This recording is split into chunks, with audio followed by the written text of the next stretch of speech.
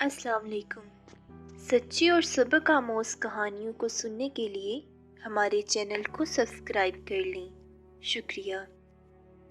پرانے زمانے کا قصہ ہے کہ ایک بے وقوف نائی تھا جو کوئی کام سیدھا نہیں کر سکتا تھا، حتیٰ کہ بال کاٹتے وقت وہ کان کاٹ دیتا تھا اور حجامت کرتے وقت گلا کاٹ دیتا تھا۔ نتیجہ یہ کہ اس کا کام ٹھپ ہوتا گیا اور وہ اپنی چیزیں بیچ کر گزارا کرنے پر مجبور ہو گیا۔ رفتہ رفتہ ایسا وقت آیا کہ اس کے گھر میں صرف 2 چیزیں باقی بچی تھیں، اس کا استرا اور اس کی بیوی، اور یہ فیصلہ کرنا دشوار تھا کہ ان میں سے زیادہ تیز کون ہے۔ ایک دن نائی کی بیوی اسے اس کی بے وقوفیوں پر طعنے دے رہی تھی کہ وہ بے بسی سے بولا، یہ سب بار بار کہنے کا کیا فائدہ ہے؟ میں تم سے متفق ہوں، میں کبھی خود سے کچھ نہیں کما سکتا اور میں کبھی کسی کو کمانے بھی نہیں دوں گا، یہ حقیقت ہے۔ نائی کی بیوی بولی، تم کام نہیں کر سکتے تو بھیک مانگ لو، میں بھوکا نہیں مرنا چاہتی۔ بادشاہ کے محل میں جا کر اس سے کچھ مانگ لو، شہزادی کی شادی ہو رہی ہے اور بادشاہ غریبوں میں خیرات بانٹ رہا ہے، بادشاہ کو کہو کہ تمہیں کچھ بھی دے دے۔ نائی نے ایسا ہی کیا اور بادشاہ کے محل میں جا کر اس سے کہا کہ وہ نائی کو بھی کچھ دے دے۔ بادشاہ نے پوچھا، بھائی نائی تمہیں کیا دوں؟ اب نائی کی بیوی نے یہ تو نہیں بتایا تھا کہ بادشاہ سے کیا مانگنا چاہیے، اور نائی کا اپنا دماغ کچھ سوچنے سے قاصر تھا۔ اس نے پریشان ہو کر کہا، بادشاہ سلامت کچھ بھی دے دیں۔ بادشاہ نے نائی سے پوچھا، کیا تمہیں کچھ زمین دے دوں؟ نائی کی جان میں جان آئی کہ وہ کچھ بھی کر کے مسئلے سے نکلا۔ وہ بولا، ہاں کوئی بھی زمین دے دیں۔ بادشاہ نے اسے شہر سے باہر ایک اجڑی ہوئی زمین دے دی۔ نائی گھر واپس پہنچا تو بیوی نے پوچھا، تمہیں کیا ملا؟ بادشاہ سلامت سے جلدی دو تاکہ میں روٹی خرید کر لاؤں۔ نائی نے اپنی بیوی کو زمین کا بتایا تو وہ آگ بگولا ہو گئی اور اسے خوب ڈانٹا کہ ایسی غیر آباد زمین ہمارے کس کام کی؟ نائی بولا، لیکن زمین تو زمین ہے، وہ کہیں نہیں جائے گی اور ہمیشہ ہمارے پاس رہے گی۔ جب تم سے زیادہ بے وقوف کوئی دوسرا ہے، زمین کا کیا فائدہ اگر ہم اس میں کاشت نہ کر سکیں؟ کیا تمہارے پاس ہل چلانے کے لیے بیل ہیں؟ نائی کی بیوی گرائی۔ نائی منہ لٹکا کر بیٹھ گیا، مگر چالاک بیوی سوچنے لگی کہ کیا کرے۔ آخر اس نے ایک منصوبہ بنایا اور نائی کو لے کر اپنی زمین پر چلی گئی۔ اس کے بعد اس نے نائی کو کہا کہ وہ بھی اس کی نقل کرے۔ وہ خود غور سے جگہ جگہ زمین کو دیکھنے لگی، مگر جیسے ہی کوئی آدمی ان کے قریب آتا تو وہ ایسے بیٹھ جاتی جیسے کچھ بھی نہ کر رہی ہو۔ اس زمین کے قریبی جنگل میں 7 چور رہتے تھے۔ وہ سارا دن دیکھتے رہے کہ نائی اور اس کی بیوی چھپ چھپ کر زمین پر کچھ تلاش کر رہے ہیں۔ شام ڈھلے ایک چور نائی کے پاس گیا اور اس سے پوچھنے کی کوشش کرنے لگا کہ وہ زمین میں کیا تلاش کر رہے ہیں۔ نائی کی بیوی نے پہلے تو کچھ دیر ٹال مٹول کی، پھر گویا تھک ہار کر کہنے لگی، یہ زمین میرے دادا کی ہے، انہوں نے یہاں سونے کی اشرفیوں کی 5 دیگیں دفن کی تھی، مگر ہمیں ان کی صحیح جگہ بتانے سے پہلے ہی فوت ہو گئے۔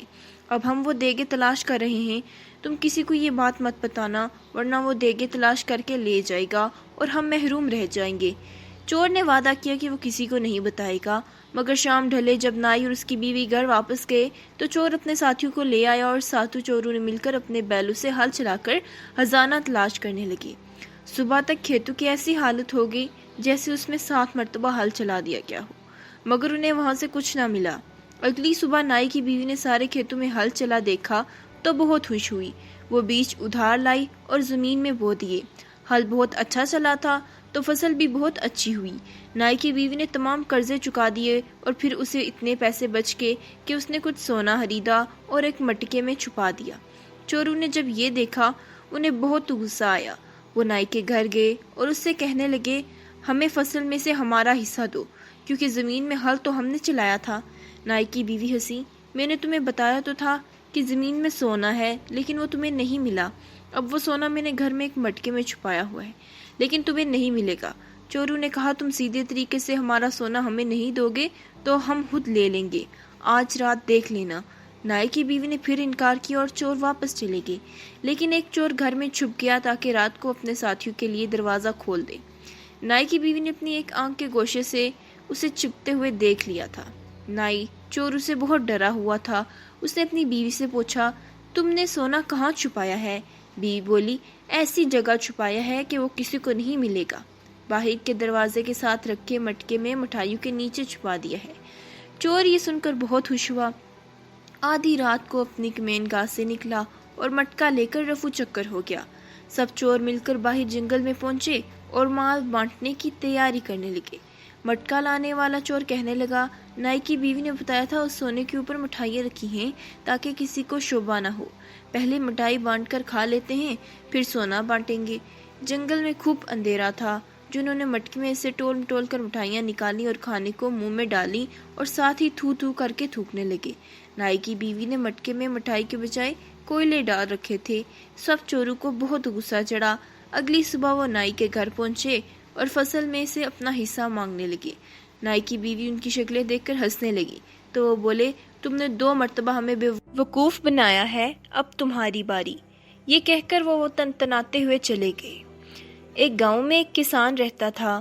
وہ صبح سے شام تک کھیتوں میں کام کرتا تھا، کھیتوں کی مکمل دیکھ بھال کرتا، مگر جب فصل پک کر تیار ہو جاتی تو گاؤں کا سردار اس کی ساری فصل زبردستی لیتا اور اسے تھوڑا سا حصہ دے دیتا۔ کسان اور اس کی بیوی بڑی مشکل سے گزارا کر رہے تھے۔ ایک دن کسان کھیت میں کھدائی کر رہا تھا۔ خیالی میں وہ زیادہ زمین کھود گیا۔ اچانک ہی اسے محسوس ہوا کہ اس زمین کے اندر کچھ ہے۔ اس نے بڑی مشکل سے وہاں سے ایک صندوق نکالا۔ وہ بڑا حیران ہوا۔ اس نے صندوق کھولا، اس کی خوشی کی کوئی انتہا نہ رہی۔ صندوق ہیرے اور جواہرات سے بھرا ہوا تھا۔ اس نے سوچا کہ اس بات کا علم گاؤں کے سردار کو نہیں ہونا چاہیے، ورنہ وہ اس کو زبردستی چھین لے گا۔ وہ خزانے کو چھپا کر گھر لے گیا۔ اس نے اپنی بیوی سے پوچھا، اس دولت کو کہاں چھپایا جائے؟ بیوی نے جواب دیا، اس کو ہم صحن میں دفن کر دیتے ہیں۔ کسان نے ایسا ہی کیا۔ کچھ دیر بعد اس کی بیوی کہنے لگی، میں پانی بھرنے جا رہی ہوں۔ پھر کسان سوچ میں پڑ گیا اور دل میں کہنے لگا، میری بیوی اس دولت کا ذکر ضرور دوسری عورتوں سے کرے گی اور پھر اس راز کا سردار کو بھی علم ہو جائے گا۔ یہ خیال آتے ہی کسان اٹھا اور ہیروں سے بھرا ہوا صندوق صحن سے نکالا اور گھر سے باہر ایک خفیہ جگہ میں دفن کر دیا۔ وہ واپس گھر آ گیا۔ جب اس کی بیوی گھر آئی تو اس نے سنجیدگی سے کہا، کل ہم جنگل سے مچھلیاں پکڑ کر لائیں گے۔ بیوی نے حیران ہو کر کہا، مچھلیوں اور جنگل سے؟ خوشی سے تمہارا دماغ تو خراب نہیں ہو گیا؟ کسان مسکرا کر بولا، کل جب تم جنگل جاؤ گی تو خود دیکھ لینا۔ اگلے دن کسان سورج نکلنے سے پہلے گھر سے نکلا اور گاؤں کے مچھیرے سے بہت ساری تازہ مچھلیاں خرید لیں اور اس نے تندور کی روٹیاں بھی خریدیں۔ جنگل میں چل پڑا۔ وہاں ایک جگہ دیکھ کر اس نے مچھلیاں زمین پر پھیلا دیں اور کچھ آگے جا کر درختوں پر روٹیاں لٹکا دیں۔ یہ سب کام کر کے وہ گھر واپس آ گیا۔ اس کی بیوی ابھی تک سو رہی تھی۔ جب سورج نکلا تو کسان اپنی بیوی کو لے کر جنگل کی طرف چل پڑا۔ اس کی بیوی نے زمین پر مچھلیاں دیکھی تو حیران رہ گئی۔ پھر اس نے سب مچھلیوں کو اپنی ٹوکری میں رکھ لیا۔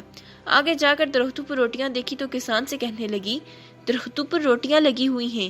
کسان نے کہا، یہاں روٹیوں کی بارش ہوتی ہے، کچھ روٹیاں درختوں پر اٹک جاتی ہیں۔ اس کی بیوی بڑی حیران ہو رہی تھی۔ کسان اور اس کی بیوی کے دن پھر گئے۔ اب وہ پہلے سے زیادہ اچھا کھاتے تھے۔ تھوڑے دن بعد ہر طرف یہ بات پھیل گئی کہ کسان کو کوئی خزانہ مل گیا ہے۔ اب یہ راز بھی نہیں رہا تھا، ہر کوئی جانتا تھا کہ خزانہ اس نے گھر کے صحن میں چھپا رکھا ہے۔ پھر بھلا یہ بات سردار سے کیسے چھپی رہ سکتی تھی؟ پہلے اس نے کسان کی بیوی کو اور پھر کسان کو اپنے ہاں بلوایا۔ جب سردار نے کسان سے پوچھا تو اس نے کہا کہ تمہیں ہیرے جواہرات سے بھرا صندوق ملا ہے؟ کسان نے حیرت کا اظہار کرتے ہوئے کہا، یہ بالکل جھوٹ ہے۔ سردار نے گرج کر کہا، تمہاری بیوی مجھے سب کچھ بتا چکی ہے۔ کسان نے ہاتھ جوڑ کر کہا، میری بیوی کا تو دماغ خراب ہے، یہ تو آج کل الٹی سیدھی باتیں کرنے لگی ہے۔ جب کسان کی بیوی نے یہ سنا کہ اس کا شوہر اسے پاگل کہہ رہا ہے تو وہ غصے سے بولی، حضور جو کچھ میں نے بتایا وہ حقیقت ہے، وہ صندوق ہمارے صحن میں دفن ہے۔ سردار نے خوش ہو کر کہا، یہ ہیرے جواہرات کا صندوق تمہیں کس دن ملا تھا؟ کسان کی بیوی نے کہا، اس دن صبح کو، جس کے ایک دن بعد ہم جنگل سے مچھلیاں پکڑنے گئے تھے۔ یہ سچ ہے، یہ وہ دن تھا جب آسمان سے پکی ہوئی روٹیوں کی بارش ہوئی تھی۔ یہ عورت تو واقعی پاگل ہے، سردار نے مسکراتے ہوئے اپنے ساتھیوں سے کہا۔ سردار کے ایک خادم نے سرکار کے کان میں کچھ کہا۔ سردار نے اپنے خادموں کو حکم دیا کہ کسان کے گھر جاؤ اور صحن کھود کر خزانے کا پتہ لگاؤ۔ خادموں نے سارا صحن کھود ڈالا مگر وہاں انہیں کوئی خزانہ نظر نہ آیا۔